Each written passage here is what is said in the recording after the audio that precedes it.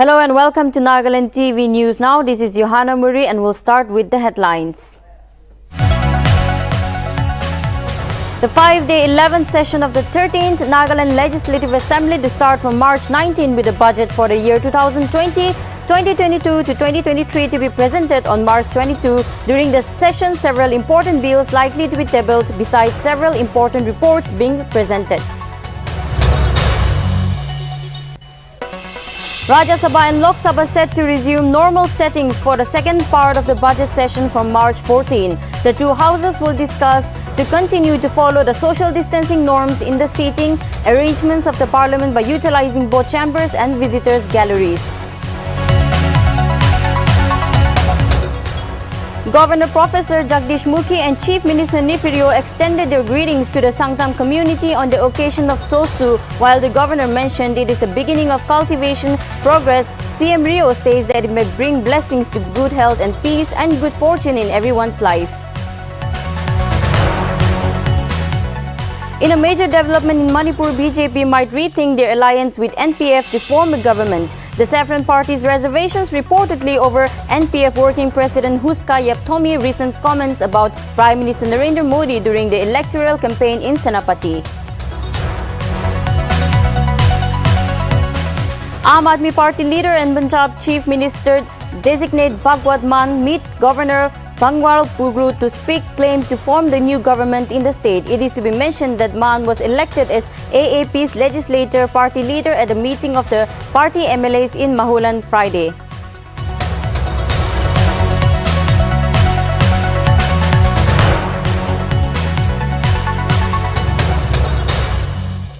Now the news in details. Business Advisory Committee of the Nagaland Legislative Assembly has set the date for the provisional program for the 5-day budget session, which is set to begin on March 19, 2022. The budget for the year 2022 to 23 will be presented on March 22 during the 11th session of the 13th NLA. Besides that, government bills will be introduced. Annual administrative reports will be tabled and Assembly Committee reports will be presented. There will be Assembly sessions on March 20 on account of Sunday, while there will be recess on March 23.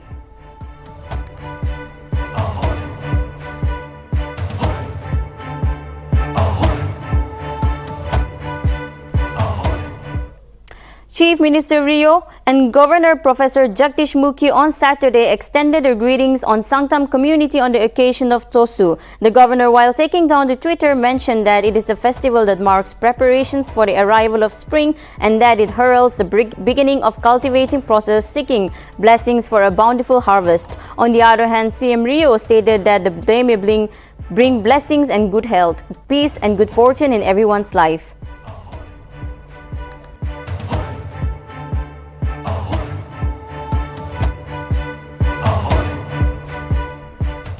The Rising People's Party of Nagaland, led by its president Joel Naga, has reached Tobu headquarters on Friday evening around 6 p.m. Notably, the party had been touring the whole Nagaland by foot under the theme A Walk to Save Nagaland, as well as to create awareness program based on present system of misgovernance prevailing in the state, especially hindering the opportunity for the new generations. Later, the officials of RPP took shelter at Tobu and had a meeting with the public leaders and students' body of Tobu area. It may be noted that the main grievances brought forward were regarding educational infrastructure in Tobu area, poor medical facilities at Tobu and distance at the district headquarters and capital Kohima from Tobu. Notably, the officials of RPP said that their main purpose of the Walk of Nagaland is to listen to the grievances and to bring a better vision for new Nagaland. The party also assured its cooperation to the people of Tobu area.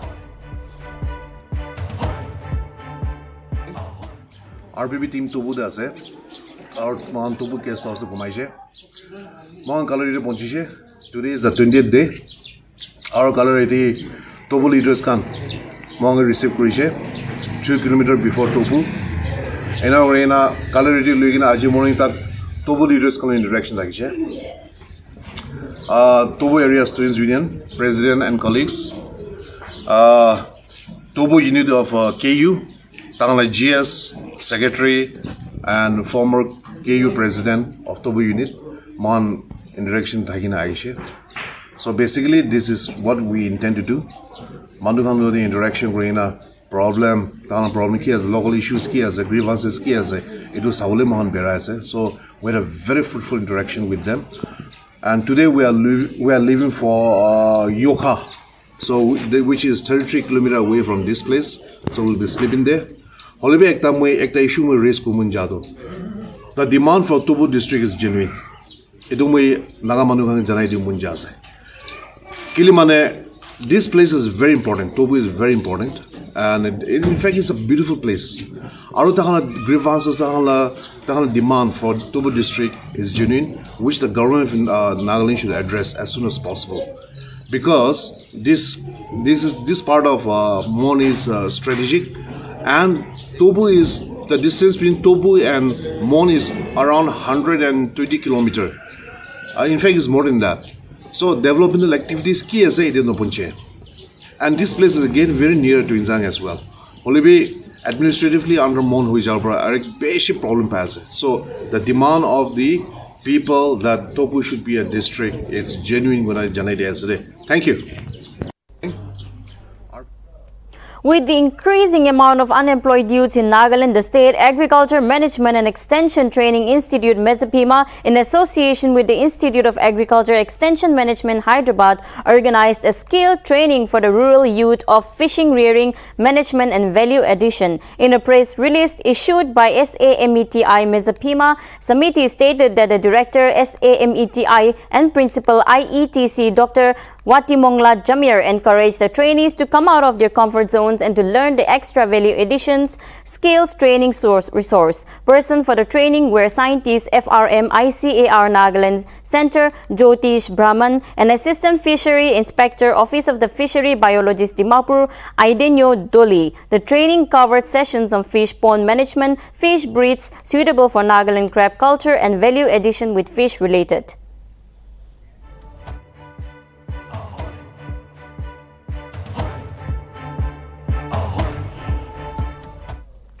The monthly Zunopoto District Planning and Development Board meeting commenced at a Deputy Commissioner's Conference Hall, Zunopoto, on Thursday. The meeting was held under the chairmanship of Advisor of Food and Civil Supplies LMCP Texas and Chairperson DPDP Zunopoto Pukai Sumi, and the meeting discussed agenda included establishment of sub-centers at Kyoto Village, construction of new EAC headquarters at Sapting Town, Zunopoto, removal of sub-reservoir for site leveling at new DC office complex at PHED compound, North Point Colony, and upgradation of Snowfield School, Anguto U up to class 8. Furthermore, in his conclusion remarks, Sumi mentioned that his experience with the board members had been a memorable one and further acknowledged the members have been performing assignments remarkably well and urged them to continue and cooperate.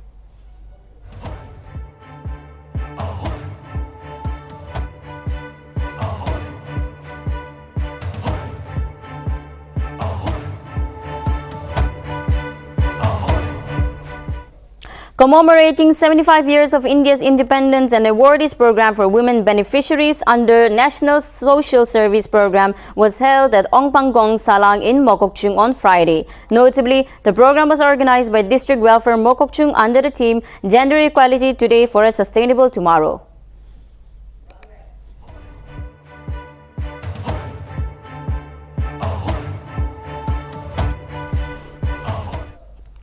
Longlang District Planning and Development Board meeting was held on Thursday at DC's Conference Hall in Longlang under the chairmanship of Deputy Commissioner and Vice Chairman DPDP Longlang M. Shayung Pom. During the meeting, the board recommended for creation and functioning of Noklagkong as ADHOC ward verification from Linik ward after it was verified from the ADC Longkong D. Robin. Furthermore, the chairman retained the members of the regular and presented in their place for posting and attending government activities of district.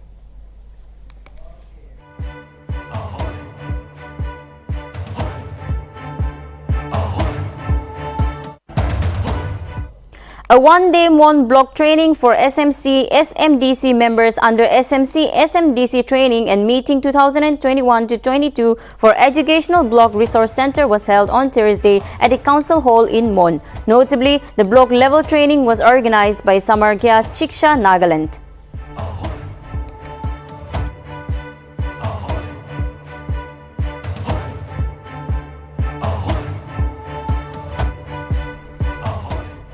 According to sources, the BJP may rethink its alliance with the NPF in Manipur. Notably, in its 2022 elections, the BJP has won 32 out of 60 seats in Manipur and will not lead an ally to form the government. It may be mentioned that ally is not well between Bharatiya Janata Party and Naga People's Front in Manipur. It all began after NPF working president Huska Yeptomi recent comments on the Prime Minister Narendra Modi during the electoral campaign in Senapati. Reportedly, at a convention, the NPF working president claimed that the BJP and Prime Minister were against Christians. However, the BJP decided to not react to this attack on the central government as it was in the middle of the election. Sources stated that the local BJP leaders have expressed their reservations regarding the party alliance with NPF.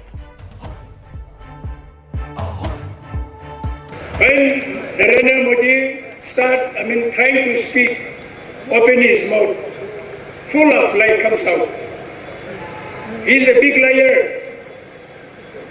What is the solution? He said when he went to Geneva, when Prime Minister Narendra Modi went to Geneva, he went and met Pope in Vatican City. After he came back, 100 churches, Christian churches in India have been vandalized. You know, more than 2,000 Christian families have displaced. They have no house now. And are you not a Christians? When your Christian brothers and sisters are made homeless in India, do you want to support BJP here? The new government in Manipur will be formed before March 9 when the current state assembly terms ends. Outgoing Chief Minister N. Biren Singh on Friday, the Friday minister said that a decision on who will lead in us is unexpected to be decided in the next couple days. It may be mentioned that National People's Party, an ally in the existing government which won 7 seats, is just concluded. State polls will not be a part of the new dispensation. Reportedly, the decision of the new government and the overall alliance will be taken by central observers of BJP who will come to Manipur. Notably, Chief Minister Biren Singh has submitted his resignation to the governor at noon after a customary cabinet meeting in Friday morning. However, Governor asked him to continue as a caretaker of government till the new government is formed. BJP remarkably won the majority in the time, securing 32 seats out of 60 in the assembly elections in 2022.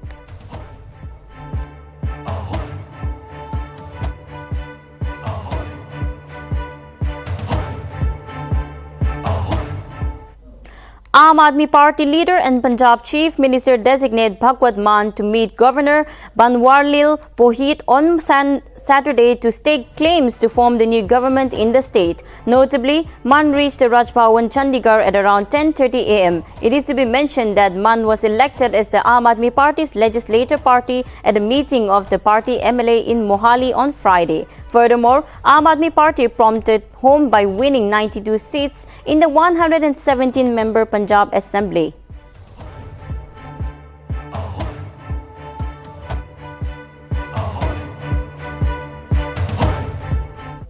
Punjab's Chief Minister designate Bhagwat Mann is all ready to take oath for the top job on March 16. Notably, 48-year-old comedian turned politician yesterday said his oath-taking ceremony will not be held at the Raj Bhawan as it is the custom but Khatkar Kalan in Nuhan, Shanghar district, the ancestral village of the freedom fighter Bhagwat Singh. Meanwhile, the Aam Aadmi Party chief ministerial candidate met with party chief Arvind Kejriwal on Friday for the first time after an unprecedented win in the state assembly elections on Friday and further invited him in the swearing ceremony.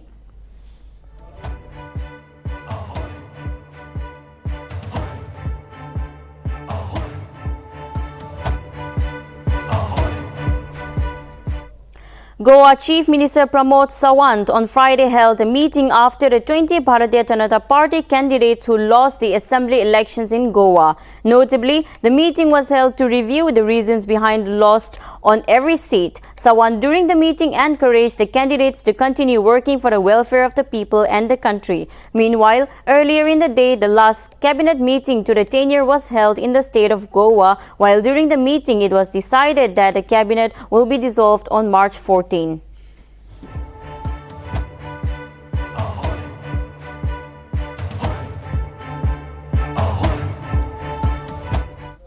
Prime Minister Narendra Modi, who is on a two-day visit to Gujarat, held a roadshow in Gandhinagar's Tingham on Saturday. Furthermore, the roadshow culminated in Gandhinagar Lavat area, where the Prime Minister delivered the first convocation address of the Rashtriya Rakash University as the chief guest. According to Prime Minister's office, Modi is scheduled to declare open 11th Khel Mahakumbh and deliver an address on the occasion. Notably, Prime Minister Modi visit comes in the wake of the victory of BJP in 4 out of the 5 seats in which assembly elections was held. It is to be mentioned that the party retained power in Uttar Pradesh, Goa, Manipur and Uttarakhand.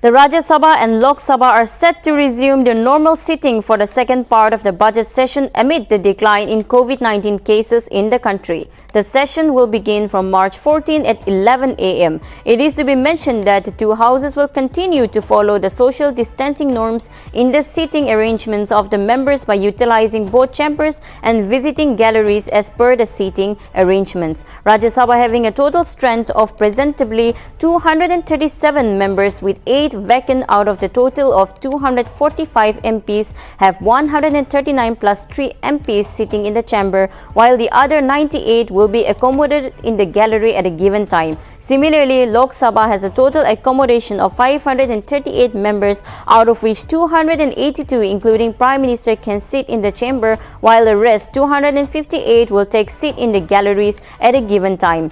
Furthermore, arrangements has also been made for the COVID-19 vaccinations, including the precautions doses in the Parliamentary Annex building.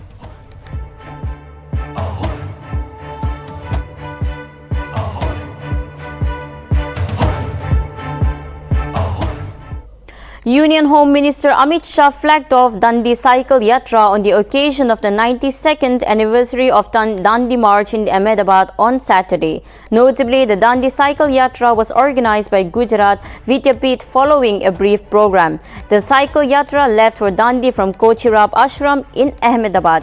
It may be mentioned that the Dandi March on Salt Satyagraha was organized by Mahatma Gandhi from the Sabarmat Ashram in Gujarat's Ahmedabad to the village of Dandi in the coastal area of Gujarat. Notably, the Salt Satyagraha was a part of Mahatma Gandhi's non-violent movement against British rule. The movement also started on March 12, 1930 and ended on April 5, 1930.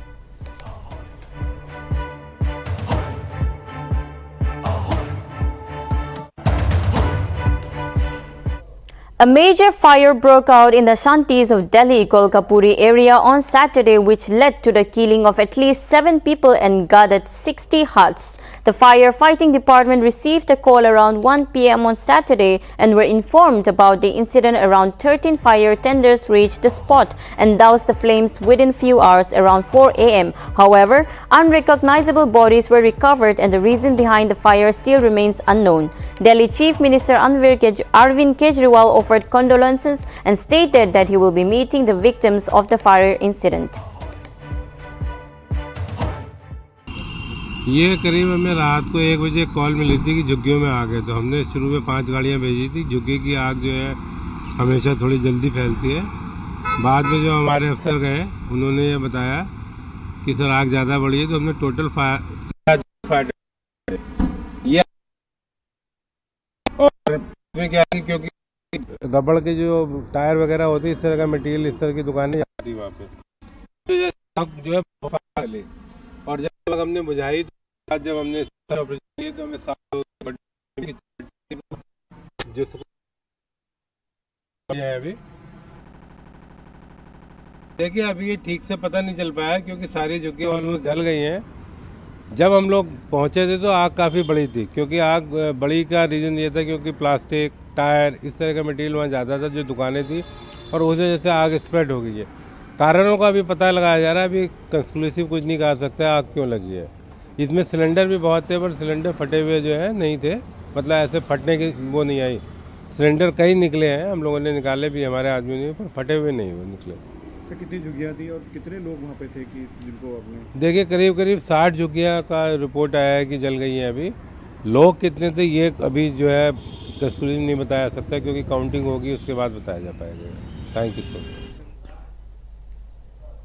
MLA Muatoshi Longkumar on Saturday inaugurated the Middle Point Colony Road near Metro Hospital in Dimapur. It is to be mentioned that the Colony Road was neglected for almost 30 years, but now with the help of the MLA and with the Local Area Developmental Programs Fund and along with the colony members, the road was reconstructed. Notably, the Colony Road also connects the highway, which is about 500 meters. Furthermore, Longkumar in his speech during the inauguration program said that everyone should be economically independent and that everyone should try to save and make money. He further urged the public to keep the city clean.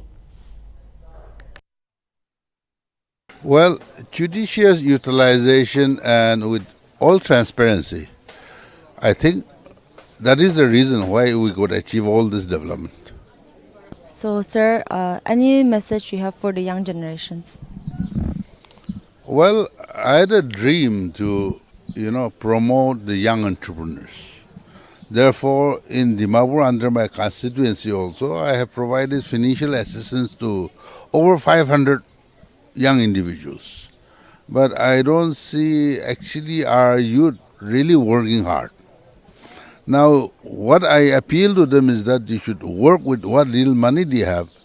They should learn the art of saving, the art of making money. We should be economically independent. I am very happy to inaugurate this small page of the road, which the colony members,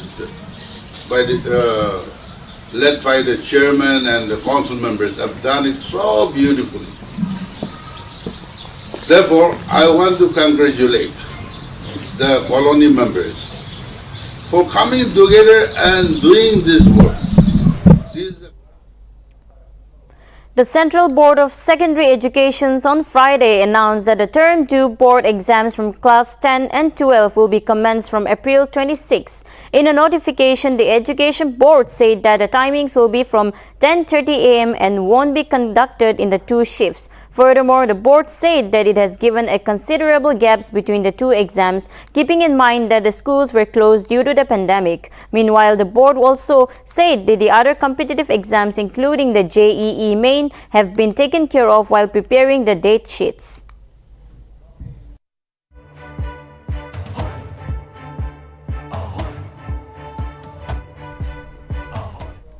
A BrahMos missile was fired accidentally from the Indian side to an area in Pakistan earlier this week. The ministry blamed the incident on a technical malfunction and said it was deeply regrettable. Meanwhile, the government of India has taken a serious view and ordered a high-level court of inquiry. It is later learned that a missile landed in an area of Pakistan. However, the government took relief that there has been no loss of life due to the accident. According to the Pakistan, the new missile flew more than 100 kilometers inside their airspace at an altitude of 40,000 feet and the 3 times speed of the sound.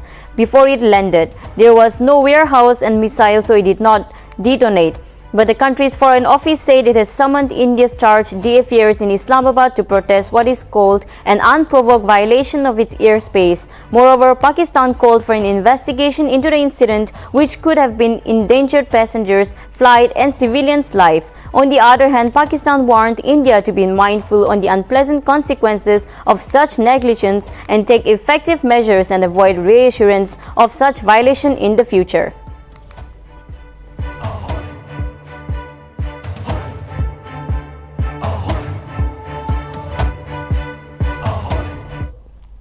The war between Russia and Ukraine has entered the 17th day, with more cities in Ukraine being targeted by the Russian airstrike. Russian forces have attacked major cities in the country, including Dnipro and Lutsk, with the fatalities reported following explosions and airstrikes. Notably, Moscow is expanding its attack further into the country, and large Ukraine convoy approaching Kyiv has been deployed to towns and forests outside the cities, potentially signaling a renewed push to bear down the capital. Reportedly, Ukraine Ministry of Defense reported Ukraine's drone attack on the enemy control point near Kyiv. Meanwhile, locals from the village Chernobyl-occupied Russian troops evacuate to an area controlled by Ukrainian forces near Vyshhorod on Thursday. On the other hand, Ukrainian officials say Russian shellings again prevented evacuations from Mariupol, where conditions are critical. Meanwhile, United States and its top allies are reviewing Russia's most favored nation status amid pressure campaign and President Vladimir Putin to end the war.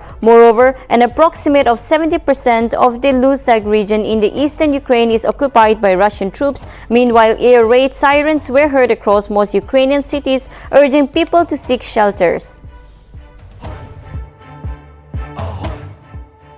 As for the countries that are taking hostile actions towards Russia and its economy, we know very well that they're calling on their citizens to prepare for more difficult times, to prepare for more colder winters, and they show the sanctions. They point at the sanctions they impose on us to explain why life in their countries is becoming worse, while Russia is actually honoring all of its obligations. And when it comes to, for example, providing energy resources to Europe, like our energy minister said, we are providing all the resources under our contracts in full to all of our buyers. In fact, the natural gas pipeline in Ukraine is loaded, fully loaded. Thank you for tuning in. For more updates, keep watching Nagaland TV.